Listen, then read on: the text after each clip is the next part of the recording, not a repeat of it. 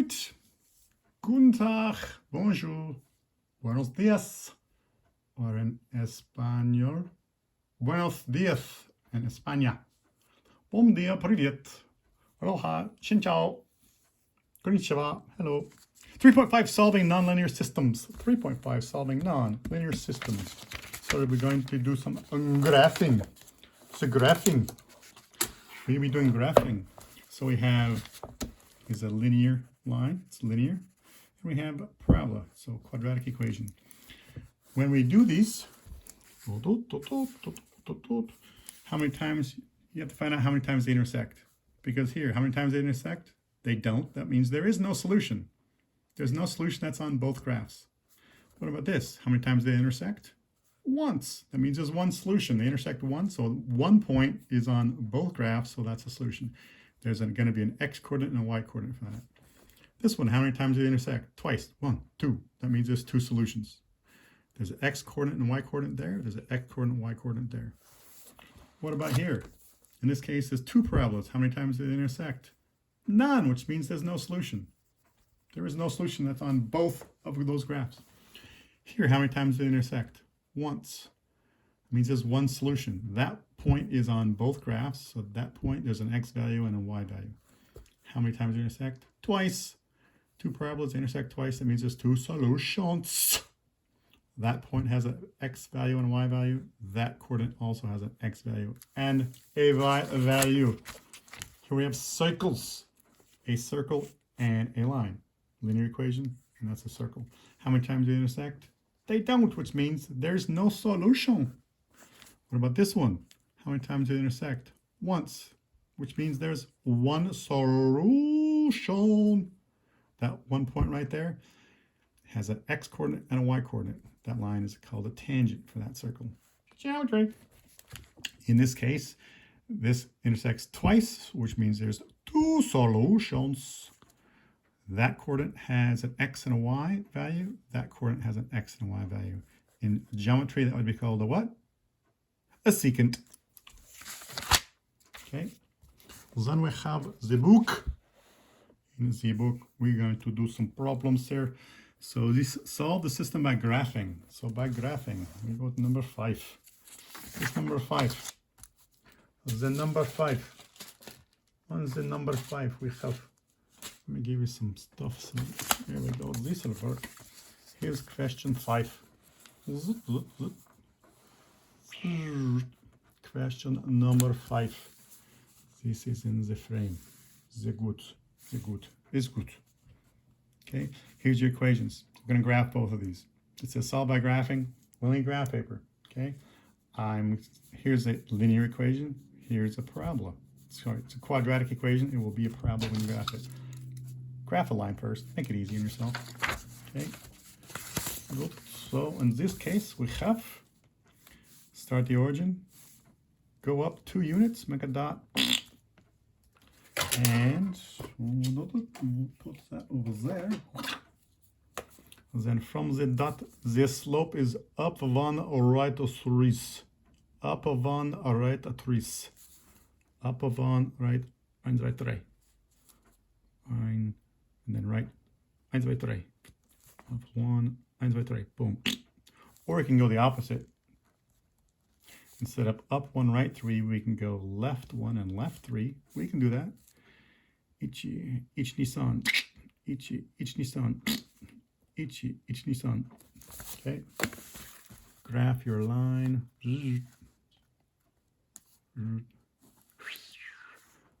That is the blue line. This one is that equation. So let me use this in the frame. And look at my beautiful camera. It's my phone. Okay. This line is the linear one for that equation. For this one, this one right here, okay, is in standard form. Yes, it's in standard form. There's your values of A, B, C. To find the vertex, we're going to do this. So negative times, there's a -5, so there's a -5 in there. On the top, we have a +5. On the bottom, we have a -6. Okay, so when x is -5, 6, what the heck is the value of y? Well, we're going to have to plug it into that equation. So plug it into the equation. Y equals, go here, I just did it quickly. We get -1 and -1 11/12. Okay? So when x is -5/6, y is -1 11/12. Okay, plot that point on there. Plot that point, right? Where's my red pen? Okay. It's right here. And we know the graph goes down. So from this point, not this point, from this point, sorry. It's going to go downwards at a steep, I don't need a graph anymore of this. I know those are not going to cross. Therefore, there is no solution. No solution, they don't cross. Next. Question 6. The question number 6 says, so it'll be easy if you graph the blue. Graph the linear equation. Okay, so start at the origin, go down 17. What? 17? 17 is going to be way down here. Well, let's take a look at this. The slope is -3 over a +1. So I can, from -17, I can go down 3, right 1. It's off the graph. It's not going to, oh, I can do the opposite. I can go up 3, left 1. So from -17, if I go up 3, I'm at -14, and right 1, and left 1. It's still on the graph. Up another 3, so I'm at -11. I went left now 2 spots. Sorry, I'll do this. 2 spots. That's still on the graph. I go up 3 more, -8, and I've gone left 3 spots. So I'm at -8, and I go left 1, 2, 3 spots. Has to go through that spot.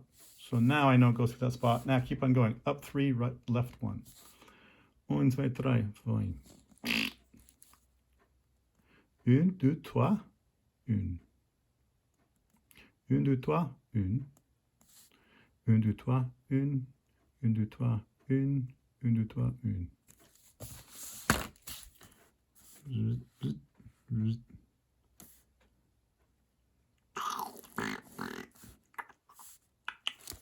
There you go.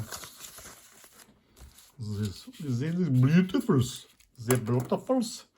It looks beautiful. Muy bonitas. In this case, graph this equation. Ooh, well, we know by this. Go back to here. We know that equation, the x-intercept is going to be -4. 1, 2, 3, 4. We know it has to go through that point right there. In this case, we know the y-intercept is going to be -71.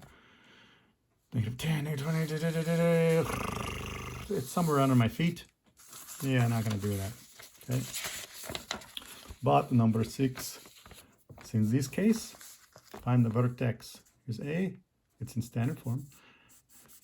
A, B, C, there's my vertex. So hey, I'm going to solve this, and that right there, when we solve it, -5. So I know at the vertex, the x value is -5. The x value is -5. Take that, plug it back into the equation. When x is -5, when x is -5, what do we get there? Let's just do this in our head. Boom, 4. That was quick. So -5, 4. There you go. That's going to be a vertex. So 1, 2, 3, 4, 5. 1, 2, 3, 4. There's my vertex. I know this graph opens downwards. So it's going to cross. It's going to cross 2 points. I know it's going to cross. It has to go downwards. It's going to cross. Okay. Where does that cross? That's the question. So I'm going to do this. Let's see this right here. Where are we? Okay. So -5, 4. I do my 3 integers just above the vertex. And the 3 integers just below. Okay. So every time I see an x, First time I'm going to replace x with 4. Get my answer, and it's a positive 1. And when x is negative 3, every time I see an x, replace x with a negative 3. Negative 8. 48, negative 23. Okay.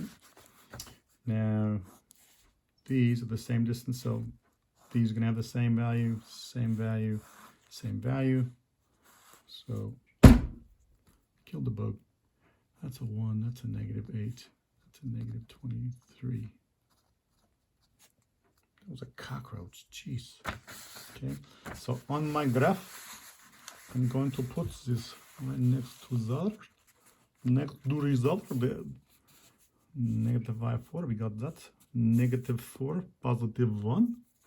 Negative 4,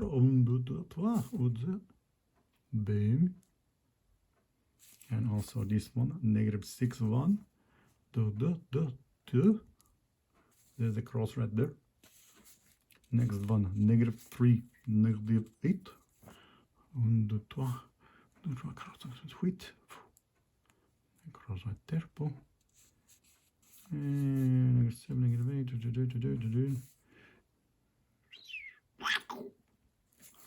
So it goes like this.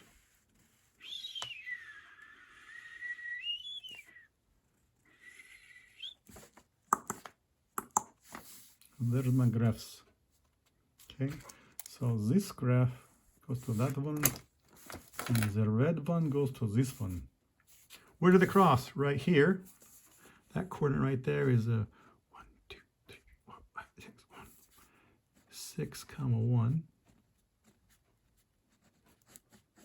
That is one solution. Make sure you can read that. I need to be able to read it, so I'm making it dark, or I'm trying to make it as easy as possible to read on this screen. That screen right there. And the cross at that point, that's negative 3, 8. Negative 3, comma, negative 8.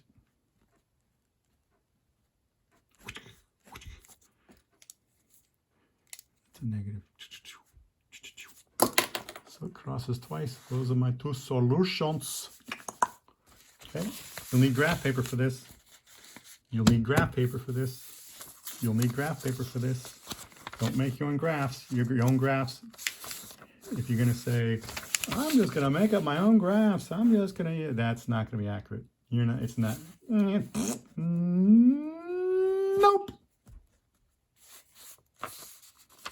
Nope, factorial. Okay. Next. The next. Let's look at these problems here. We have, here we go. When these cross one time, so that solution right there. What's the solution? Well, that solution 1, 2, 3, 4, comma 1. That's negative 4, comma 1. On this one, what are they don't. There's no solution. What about this? That's ooh, that's not a 2. That's a 1, 2, 3, 4. So look at the numbering system on this. So it looks like 1, and then 1, 2, 3, 4. So they cross up. X is 1, Y is 4.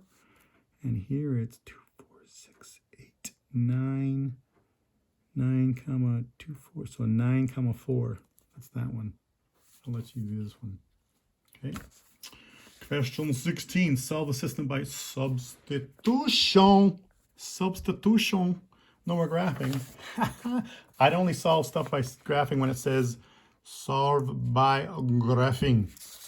It doesn't say solve by graphing. It says solve the system by substitution. So number 16, we have these two equations. Let me put it in the frame. We have these two equations. So do what I ask. Corner click. Okay, here's these two equations. Substitution. You're looking for a letter with a coefficient of 1. Ooh, it's a 1. Oh, let me rephrase that. Not just a coefficient of 1, but you do not want to have it when it's squared or cubed or to the 4th power or 5th power or 6th power. That's squared, so I don't want that one. That's squared, I don't want that. These are not squared, and they have invisible 1 in front of them, so I can choose either one of these. If I chose x, I need to get everything else on that side of the equation and stick it on that side. I could, but over here, y is on this side of the equation, and everything that's not a y is already on the other side of the equation. So I'm going to take that equation. Since y is equal to that stuff, I'm going to go to the other equation, and every time I see the letter y, I'm going to put this stuff in its place. Okay? So right there. So here we go. Instead of y, I put 7 minus x squared. Okay? And when you take that, you get 7 squared, which is 49, and negative x squared, which is positive x squared, and we get this. Okay, whoops. You could do that if you want to do it wrong. You could if you want to do it wrong. Please don't make that mistake. Please don't make that mistake. Okay? You're going to write this twice. 2 times. Why 2? Because it says a 2 right there. Is a 2. Okay? You're going to write it 2 times and then dink pink, badink badonk. Okay? And that stuff, you're going to get this. And now you have to put it in standard form. Is that in standard form? No. So put these as these squared, that is a 1x, 1x. So put it, now it's in standard form. No! Standard form, everything is on one side and the other side, 0. That's not 0. Subtract 49. Now it's in standard form. Yes! Bingo! Okay.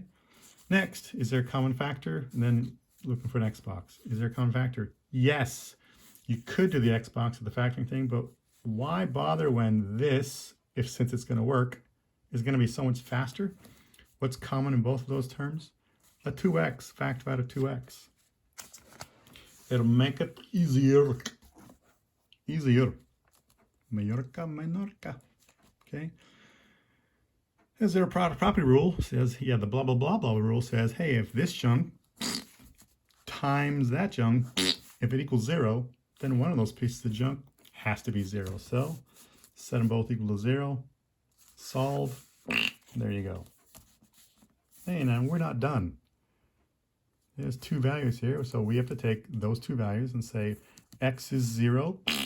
We don't know the y value yet. And what happens if x is 7? We don't know what the y value is yet. We may have 2 answers. We may have 2 answers. So now you have to go back and check. Okay. So when x is 0, I'm going back to this easier question, easier problem. When x is 0, what's y? 7 minus 0 is 7. So looks like that's going to be a 7. What about when x is 7? Oops, sorry, I have to see if it works in the other one. 0. When x is 0, y is 7. 0 squared is 0.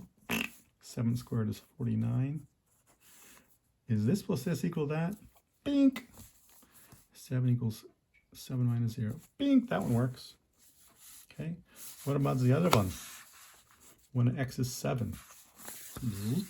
When x is 7. 7 minus 7 is 0.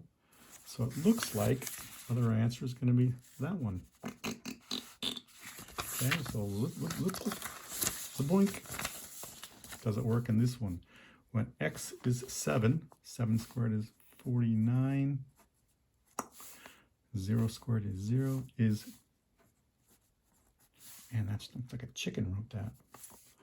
Okay. 49 plus 0, is it equal to that? Yes, it works. So there's our answer. You got 2 answers. It works in both. Make sure. Check your work. Check your work. All right. We did 6. We did that one. All right.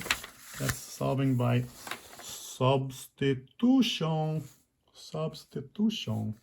All right. Next one. Solve the system by elimination. Solve the system by elimination. Oh. So, here we go. 27b. This is not 27. It's 27b. 27b. We got 2 equations. I just made up 2 equations. This is not 27. I made up my own equations. Here are 2 equations.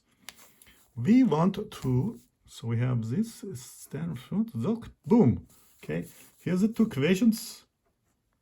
We want to eliminate a variable. Okay, which one are we going to eliminate? I mean, that's a negative y. Okay, boink. If we took these equations, sorry, we have y equals just trying to, I did this ahead of time and okay, so those are your two equations, and that should be a plus. So here's our two equations. We have to eliminate an x or a y. I don't want to eliminate, I can't eliminate the x squared, so I'm either going to eliminate this x or I'm going to eliminate this y. I could find a common multiple of the x, but right now it's so much easier to eliminate the y value. There's a coefficient of 1 there and a coefficient of 1 there. So let's get rid of the y values. Do we add these together to get rid of the y's? No! We have to subtract them. That's why it's there. Okay, so the top equation minus the bottom equation. The top, this minus this, you get zut, zut, zut, zut, zut, zut, zut. 4x minus a negative 2x. It's not 2, it's a positive 6. Negative 6 minus a positive 2 is a minus 8. Be careful of that. Okay, now you can solve this. Where did my other thing go?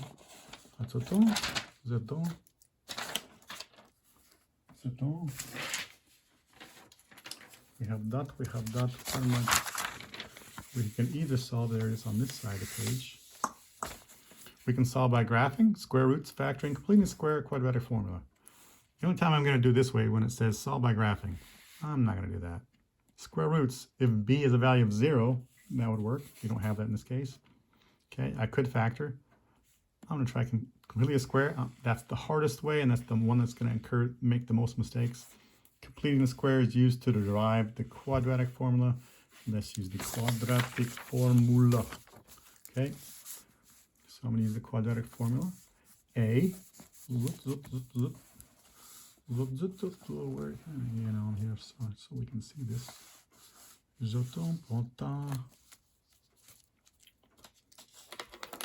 Okay, A has a value of negative 2. B has a value of 6. C has a value of negative 8. Okay, I could factor, but it's not factorable. Won't work. Okay, so I'm going to plug it into the quadratic equation. X equals negative b plus minus square root of b squared minus 4ac all over 2a. So plug it into the quadratic equation. Down here.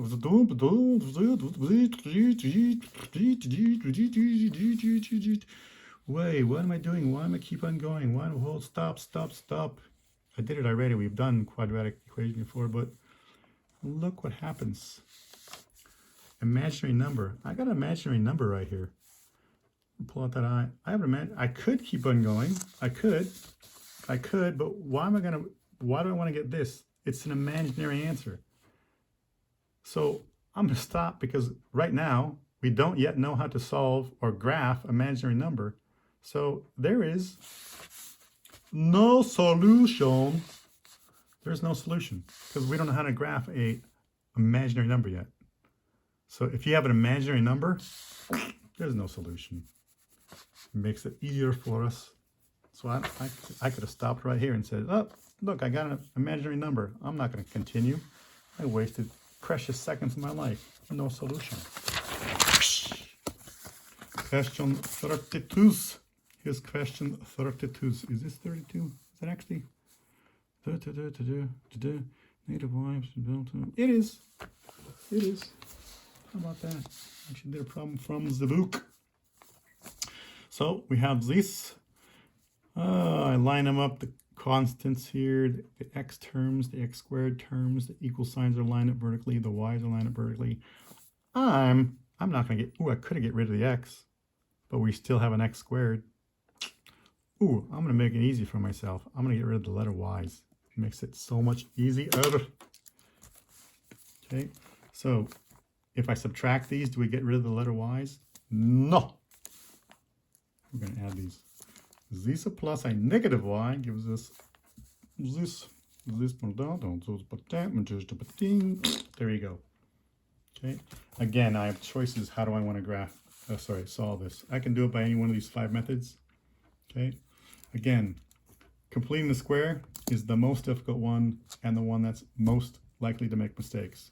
The only time I'm going to do completing the square when it says solve by completing the square. Graphing, I'm only going to solve that when it says solve by graphing. It doesn't say that, so I'm not doing square roots. If the value of b is 0, is b 0? No. A, B, C. B is not 0, so that's not good. I could factor. 7 and 2, factoring won't work. So, quadratic formula. The nice thing about quadratic formula, it always works. The bad thing, it takes longer, it takes time. But if you do it properly, the quadratic formula will always work. Okay, plug it into the quadratic formula.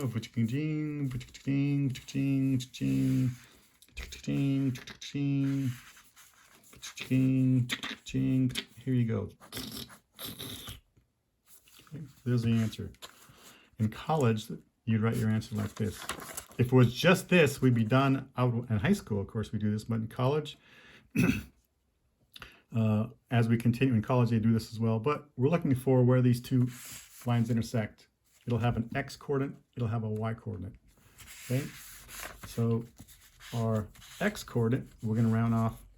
So I'm going to take this and convert it into a decimal form because I want my students to round off to the nearest 10th, 100th, 1000th.